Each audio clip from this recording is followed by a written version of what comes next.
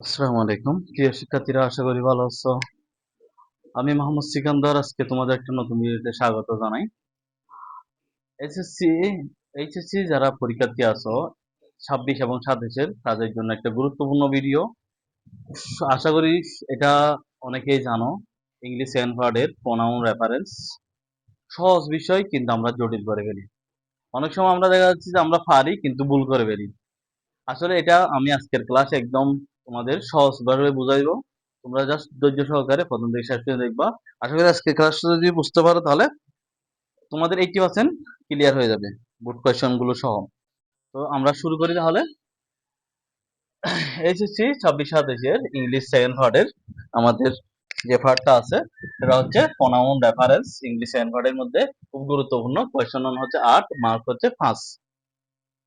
আমরা এখানে রুলস গুলো তুলে ধরলাম। এই 5টা রুলস তুলে ধরছি, 5টা যদি পারো তুমি 80% অবশ্যই পারবা। তোমাকে একটু প্রথমে বুঝতে হবে আমাদের কি। আমরা তো সবাই জানি সাবজেক্ট গুলো। হুম আই এর অবজেক্ট হচ্ছে কি মি, তারপর কি হয় possessive from my, double possessive from mine. এগুলো তো আমরা জানি। এগুলো হচ্ছে ছোটকালের পড়া। হি, হিম, হিস, আছে না, she, her, her, her, they, them, their, we, us, our, ours, theirs, আছে তো না, subject object positive form double positive form. তাহলে এখন আমাদের এই বিষয়গুলো যদি আমরা সহজ জানি তাহলে আমাদের আরো একটু ক্লিয়ার হবে। এটা হচ্ছে একদম ক্লাস 6 থেকে পড়া সহজ বিষয়। Subject object positive form double. যারা জানো না তারা একবার দেখে নিবা। আচ্ছা, কোয়েশ্চন নম্বর 8, মার্ক হচ্ছে 5। আবারও বলতেছি একদম মনোযোগ সহকারে দেখো, 80% ক্লিয়ার হয়ে যাবে প্রোনাউন রেফারেন্স। তোমাদের জন্য এটা সি লেভেলে ছিল না, অনেকের কঠিন লাগে। যারা ইন্টারে এখন এই 27 সালে ভর্তি তাদের জন্য আরো কঠিন বলতেছো তোমরা, কারণ তোমরা আগে করো নাই। তো আশা করি ক্লাসটা দেখলে ভালো করে তোমরা পুরোটাই ক্লিয়ার হয়ে যাবে। বাক্যে সাধারণত 4 জায়গায় আমাদের কি হয়, সাধারণত ভুল দেখতে পাওয়া যায়। কয় জায়গায়? 4 জায়গায়। দেখো, একটা হচ্ছে সাবজেক্টে, আরটা হচ্ছে অবজেক্টে, আরটা হচ্ছে পজেসিভে, আরটা হচ্ছে রিলেটিভ প্রোনাউনে। এই 4টা জায়গায় আমাদের সমস্যা থাকবে, ভুল থাকবে, সেগুলো আমরা সমাধান করব। তাহলে চলো দেখো আমরা এটা কুমিল্লা বোর্ড 19-এর আমাদের একটা এখানে সাবজেক্টের মধ্যে যে সমস্যা হয়েছিল, প্রথমে সাবজেক্ট বলছি না, সাবজেক্টের মধ্যে যে ভুল আছে সেটা আমরা শুদ্ধ করব। ও মিন বহু বচন। দেখো এটা হচ্ছে উচ্চারণ হচ্ছে ও মিন। ও মেন একজন, ও মিন এম ই এন। আর দেখো এখানে আর কেন দিছে, আমরা যখন রাইট বার হয়ে যাব দেখবো যে এখানে বি যখন দেবে, ধরো এটা দেয়নি, তখন বি যখন দেবে তখন বি বার হয়ে আর কেন এখানে ও মিন বহু বচন মহিলারা। নাও এডেজ বর্তমানে এস ইম্পর্টেন্ট এস ম্যান, এটা ম্যানটা হবে বহু বচন। দেখো M E N, in society সমাজে, ফুল স্টপ। তাহলে এটা একটা বাক্য হয়ে গেল। তাহলে এখানে মহিলাদেরকে বলা হয়েছে, সব মহিলা। she constitute nearly half of the total population। আচ্ছা দেখো এখানে ওমিনের পরে এটা বহুবচন, তাহলে এটা হচ্ছে প্রনাউন। তাহলে ওমিন বহুবচন, তাহলে এটার জন্য প্রনাউনটা কি আসবে? বহুবচন আসবে, দে আসবে। এখানে যদি সি, তাহলে সি হলে তো এখানে তো একজন হতো। এটা যদি ডাব্লিউ ও এম এন একজন মহিলা হতো তখন সি হতো। কিন্তু এই জায়গায় দেখো এম ই এন, তাহলে বহুবচন, এটার জন্য এটা কাটা আমাদের আসবে কি দে। আমাদের প্রনাউন রেফারেন্সের মধ্যে ফার্স্টের মধ্যে পুরা প্রশ্নটা লিখতে হবে। পুরা প্রশ্নটা লিখতে হবে, এখানে আমরা সিটা লিখবো না, এটা আমি কেটে দিচ্ছি এটা বোঝার জন্য। এখানে জায়গা কম, সেজন্য সাইডটা একসাথে বোঝার জন্য সিটা আমরা লিখবো না, আমরা দিয়ে লিখবো। এটা আবার কেটে দিবা না এভাবে, তোমরা পুরোটা লিখবা, সিটা না লিখে দিয়ে লিখবা। শেষ হয়ে গেছে কুমিল্লা বোর্ডে। কেন? ওমেন বহুজন এর প্রনাউন আসবে যে দে, তাহলে একটা সাবজেক্ট আকারে বসছে, পুলিশের পরে সাবজেক্ট আকারে প্রনাউনটা বসছে, তাহলে সেজন্য এখন দে। বুঝতে পারছো? এবার আসি অবজেক্টে। 2 নম্বর অবজেক্টের মধ্যে কি হয় দেখো, চিলড্রেন বহু বচন উইথ অটিজম, যাদের মানসিক বিকাশ সমস্যা, vary widely in their activities abilities behaviour, and the symptoms may appear differently in him, এই হিমের মধ্যে সমস্যা আছে।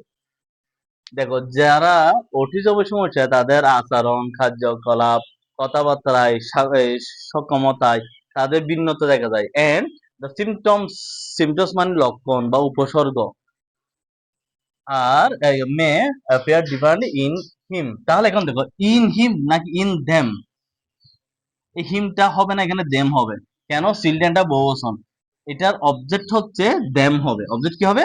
দের অবজেক্ট দেম হবে। দেখো এখন দে সাবজেক্ট না, এটাতে অমিনের জন্য দে হয়েছে। তাহলে এখন চিলড্রেন বলতে এখানে কি বহুবচন, তো চিলড্রেন জন্য দে হবে, প্রনাউন হবে দে। তো এখন প্রনাউন আকারে বসে না, এটা অবজেক্ট আকারে বসছে, তাহলে অবজেক্ট কি হবে? অবজেক্টটা হচ্ছে them.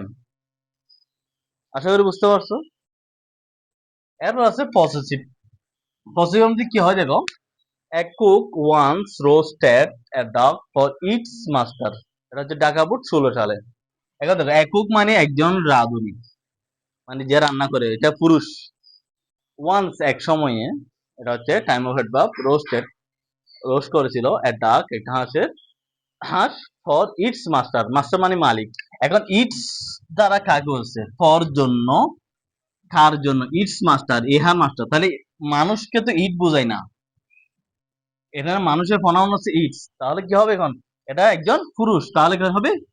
His, positive form, for his master, তার মালিকের জন্য। তাহলে ইট হবে না, ইটস হবে না, এটা হবে যে হিজ হবে। এটা হচ্ছে ঢাকাপুট 16 সালের। তাহলে পজিটিভ ফর্মটা আমরা বুঝলাম। এরপর হচ্ছে রিলেটিভ প্রনাউনের সমস্যা।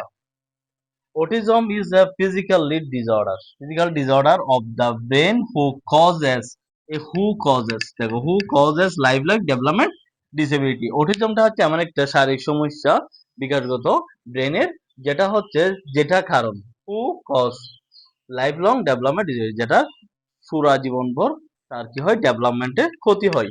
এখন দেখো আমাদের এই 19 সালে, ঢাকা বোর্ডে 19 সালে যেটা ছিল, এখন দেখো অটিজমের প্রনাউন হচ্ছে হু। আচ্ছা অটিজম এটা একটা হচ্ছে ব্যাধি বা রোগ, এটার জন্য তো মানুষ হবে না। এটা কি মানুষ? না। মানুষের জন্য হু বসে আমরা জানি, আমরা সিম্বল কম্পাউন্ড করছি ওখানে জানি কম্পাউন্ডের মধ্যে। তাহলে অটিজম এর জন্য এখানে আমাদের আসবে কি? হুইজ বা দ্যাট, হুইজ বা দ্যাট, এটা হচ্ছে একটা রোগ বা বস্তুবাচক একটা জিনিস।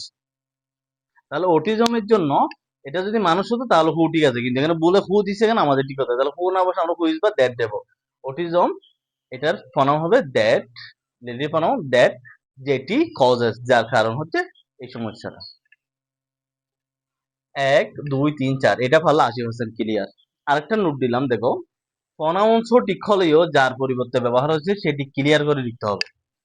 তার মানেটা কি দেখো, honesty is the best policy, তাহলে এটা অনেস্টি এখানে হচ্ছে সাবজেক্ট। অনেস্টিটা হচ্ছে কি? সর্বোত্তম পন্থা।